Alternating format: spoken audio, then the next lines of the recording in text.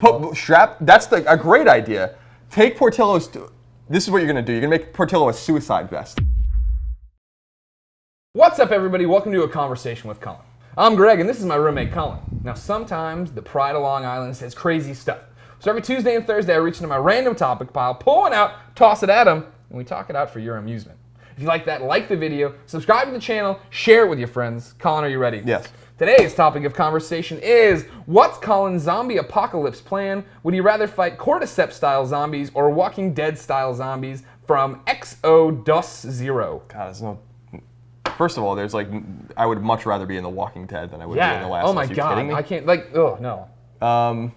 The Last of Us. If you haven't watched, Last of Us zombies they're not zombies, first off. They're infected humans, the fungus grows out of their head, and then they sprint and they run and they scream, and then zombies in Walking Dead are the slow moving, they don't run, you can outsmart them easily. Yeah, The Walking Dead is not as scary as The Last of Us in terms of being in that situation. Sure, that's why I think, Walking Dead, whether it be in TV, film, books, or whatever, the real threat is the other person, right? Mm-hmm. How man's inhumanity to man kind of thing. And granted, that's in The Last of Us too, but Last of Us also has monsters that are going to come out and get you. Yeah, so here's the funny thing about, we were talking about the Second Amendment, right? Yeah, oh yeah.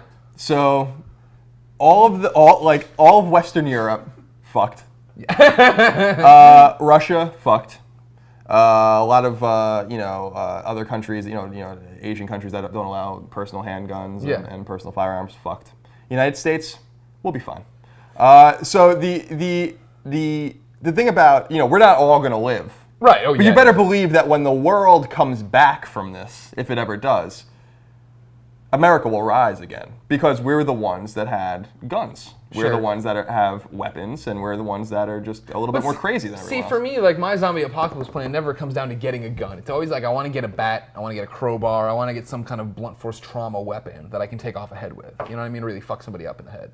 That's my thing. Yeah, you got to get all close to them though and shit like Sure. Well, I've never shot a gun before. It's not like just finding the gun and unlimited ammo is, unlimited would help me, but. You know what I mean? I'm not gonna get that unlimited ammo code. Yeah. Unlimited ammo. My little bandana floating in the wind. So what's your plan right now? Right now, outside lands is going on over there in the park. Zombie outbreak happens. We hear it on the. We don't even know. We see we think it's just normal homeless people walking down the street being assholes, but it turns out to be zombies. Right. Well, we kill Portillo. I know. Because he's loud. I know. And we probably eat him too eventually. Sure. We save him. Well, see, that's my whole thing. Is in the first stage, do we have to do it? When it's just happening?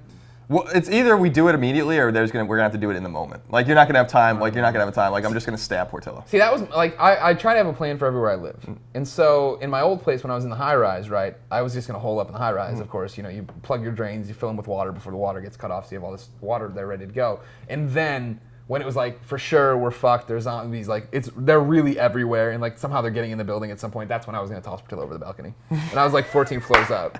I figured that was the easiest way for him to go that way, and then for me to let him go, right? Because now you're talking about killing him in this place, because we have to. You hear him, you see him in the show. You hear the doors outside. You hear somebody walks by, starts barking. We can't have him alerting anybody, any walkers, any clickers, or anything like that. So I don't. But now I got to sit there and figure out how I'm gonna kill my own dog. I can't throw him out anywhere. You know what I mean? It's not as easy as it used to be. Yeah, I love that you were gonna just throw him off a balcony. That's the best.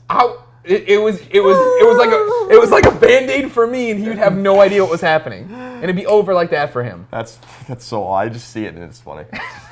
Only because you love him so much. So yeah, it would be tough. We first of all, I wish I would be back in New York. I would much rather be there than here. Yeah. And why? What about it? Well, my dad's my dad's a funny dude. So you want comedy in the zombie apocalypse? Well, he's just he's really into camping, and I don't want to say survival because that's not really what he's into, but he's into outdoorsman kind of things, and kind of likes when the power goes out, and kind of just fucking digs it. I remember we lived in my dad moved up to New Hampshire for 1 year when I was up there in private school playing hockey. Yeah. And kind of just living up there with my mom, and I remember we had a horrible blizzard and the power went out for 4 days in New Hampshire, and we it was fun. It was like fun to be with my dad. He had like all this kind of cool camping gear in our house, and we were just reading books and kind of. Anyway, like I just feel like he's a good dude to be with. Sure.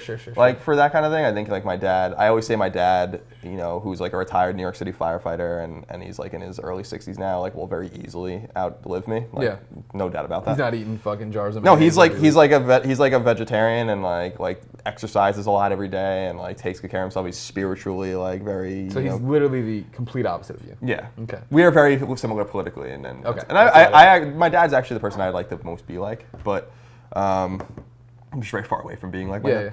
But anyway, being back there, and then we have to get guns, and we have to get food and survive. And I feel like Long Island's a fortified position, because there's only one way in, and that would be across the bridges, which the military would probably destroy. So Long Island would be fine. Plus, we have like a heritage of fishing and things of this nature, farming on eastern Long Island. So we are self-sustaining. See, for me, for here, right, it starts off. I think we have a security gate on the front door. However, I don't enjoy that the backyard is so accessible as far as like there's a lot of windows back there. So the first thing I would do, obviously, is block the stairwell here. We're on the second floor. Then go through the back and I not only board up the windows we have back there, we have those sliding doors or whatever. Somehow like take out the deck so you couldn't even get right up to them, because that's a big problem for me right now as far as that. So that would be like step one here. I would hold out to kill Portillo here. Again, I'd plug up the drains, try to get a lot of water standing. That's an old nuclear war trick. Yeah. So that's even in Alas, Babylon, which is a really old, 50-plus-year-old book about nuclear war. Okay. That you should read. Okay, I'll get right on it. It's very good. Very, very good book. About a nuclear war, and then the guy in Florida is surviving with like his people in his neighborhood. Now, again though, if the cordyceps, or like even if you want to go 28 days later, zombies showed up with their sprint and stuff, I would kill myself immediately. Oh, I wouldn't kill myself. I'm not going to win that fight. I would try to survive. I mean, I'm not one of these. I'm not Joel. I'm not going to actually live. But I'm not going to go down like a bitch. No, I would totally. There's no way that's happening. I'm not going down like a bitch. Straight down like a bitch. Like once, because we're never going to beat those zombies that are running and stuff. We are never going to beat. They never get tired. They're never going to get winded. You see, but that's where the whole zombie thing falls apart, and that's why it's boring and stupid. That's why the Chimera were much more interesting in Resistance, or like just an alien invasion generally is much more interesting than the zombie stuff. Like, this is what I'm interested in The Walking Dead. This is why I'm specifically interested in the lore of The Walking Dead, and that they never talk about because they have no idea how to explain anything. Is why, at what point, kinetically, does a zombie just not able to move anymore? Like it doesn't get sustenance. Like at some point they just biologically cannot survive anymore. Like it doesn't make any sense. This is like what really bothers me about the whole. Even if you just suspend disbelief and imagine that a zombie outbreak could happen. Yeah. And cordyceps happens in the insect world, so it's not like that's just about like leaping to humans. I mean, I don't think that's gonna happen. But if you just suspend your disbelief, right? And then there are runners or, clickers in The Last of Us that have been like that for years, 10, 20 years, some of them, right? Yeah. The bloaters get really big, and they're like, they've been like that since the beginning. How are they surviving without eating? How are they, like it just doesn't make any sense. If they're moving and they're using energy and they're expending energy and stuff, then they must restore that energy. Like just biologically, it doesn't make any sense. Sure. You can starve them out. Yeah, like which eventually starts to happen 28 days later. Yeah, and in The Walking Dead, like you assume that has to happen eventually. Like these guys are just like walking around, like you can't survive like this forever. It just doesn't make any sense. Like just because you're a zombie doesn't mean you don't have to eat for 20 years. Like that doesn't. Yeah, well, and they eventually rot too. There's a chance. That's why I'm saying you got a chance with The Walking Dead zombies. Cordyceps, you're gonna lock yourself in, but they're still gonna be out there everywhere. The problem is that people are turning constantly. It's not like they all turned at one time. So right. So like you would assume that you're waiting them all out as a group. Yeah. You're waiting them out in waves. And some of the clickers, the runners in The Last of Us are the most recently infected ones, so you assume that happened, a few years ago at the most. Yeah. And what's most fucked up is that they know that they're infected. Yeah, that's it's a living nightmare. I don't like that world at all. That's why I'd kill myself right away. My best friend back home always makes the joke that I'm always one power outage away from killing myself. That the power would just go out, and I'm like, this is it. Like, I'm just disappointed that you'd go down like that. I wouldn't go down like that. I mean, it wouldn't be immediate, like I saw it on the thing, but I mean, like when they're beating down the doors, and I'm like, well, we got nothing. Like that's when I'd probably be like, no, I'd let them just take me out. No, fuck no. Especially you're talking about like the cordyceps zombies. So you're gonna be one of those guys walking around. No. Because think about this, right? Think about The Walking Dead. I don't remember the guy, the big fat guy that got left behind at the school. Otis. Yeah. Right. They all mauled and attacked him. Like he's not going to turn. He's done. But right? But I'm not. Like so if they're like we're talking about like you get bit in a cat like Tess in The Last of Us, like gets bit in a very casual way, right? Yeah. Spoilers. And like she gets bit and she turns. It's not like if the runners attacked her like as a group, she wouldn't turn because there wouldn't be any Tess left. But I don't want to go out getting eaten alive. But like you could even like they're coming through the door, right? Yeah. And you maybe could take a few out, and then when they're coming, you just kill yourself. Oh yeah, okay. Then we're at least like take some of them out with you. Okay. See, this is what I'm disappointed in. I'm down with that. I'm down with that. At least help like humanity to like do something, Greg. Sure. Okay. Strap a bomb to your body and run in the middle of it. Do something. And if you're gonna kill yourself, I mean, at least do it for everybody. That's a good point. Me and Portillo out there. One final walk. That's a great idea. Take Portillo's. This is what you're gonna do. You're gonna make Portillo a suicide vest. Okay. You're gonna put frag grenades on Portillo all around him. Like the hit movie Swordfish. We put ball bearings on him. Right. You're gonna take his toy and throw it. Yeah. Towards the zombies. Now he has no idea because he can't see and he's also stupid. So he has no idea that these things are dangerous. He's gonna run towards them just to get the toy, and then he detonates. That's a good point actually. That would solve the problem of it being fast for him and everything else. That's it. All right.